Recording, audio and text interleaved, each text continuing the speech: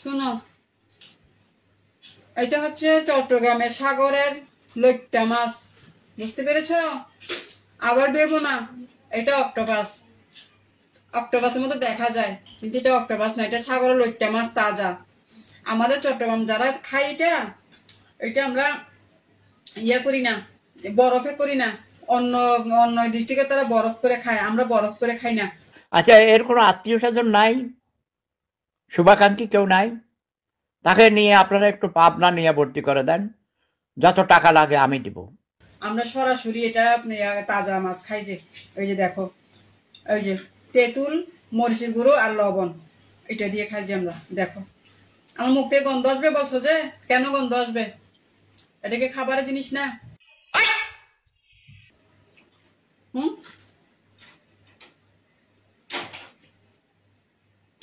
দেখো খাবার জিনিস খেলে কেন গন্ধ আসবে?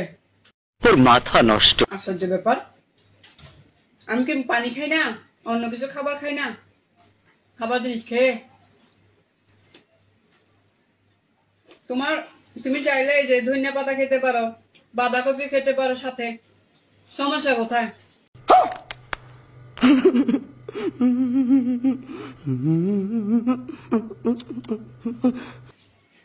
মানুষকে বকাবকি করো কেন কমেন্ট বক্সে এসে? এটা কোন অভ্যাস? এটা কি তোমাদের পারিবারিক শিক্ষা? এত বড় কথা তুমি আমারে বললা?